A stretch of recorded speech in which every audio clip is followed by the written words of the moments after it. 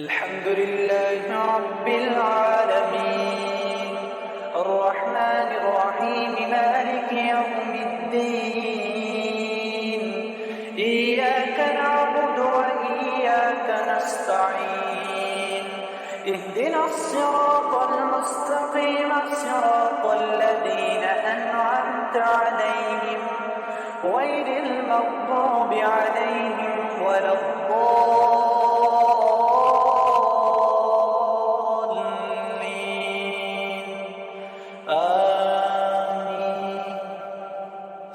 والنازعات غرقا والناشطات نشطا والسابحات سبحا فالسابقات سبقا فالمدبرات أمرا يوم ترجف الراجفة تتبعها الرادفة قلوب يومئذ واجفة أبصارها خاشعة يقولون إنا لمردودون في الحافرة أئذا كنا عظاما نخرة قالوا تلك إذا كرة خاسرة فإنما هي زجرة واحدة فإذا هم بالساهرة هل أتاك حديث موسى إذ ناداه ربه بالوادي المقدس طوى اذهب إلى فرعون إنه طغى فقل هل لك إلى تزكى وأهديك إلى ربك فتخشى فراه الآية الكبرى فكذب وعصى ثم أدبر يسعى فحشر فنادى فقال أنا ربكم الأعلى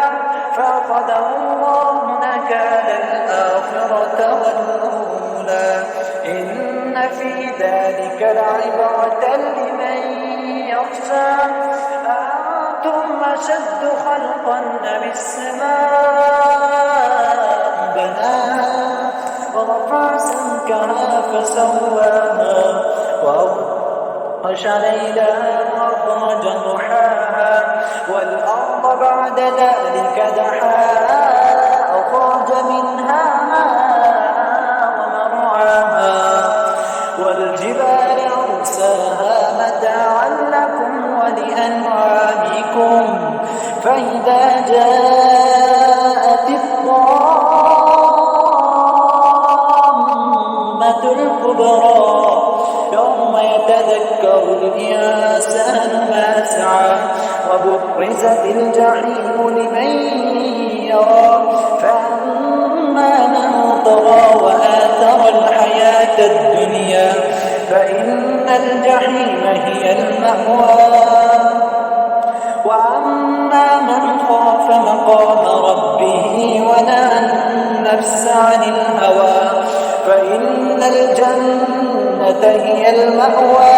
يسألونك عن الساعة أيان مرساها فيما أنت من ذكراها إلى ربك منتهاها إنما أنت منذر من يخشاها كأنهم يوم يرونها لم يلبثوا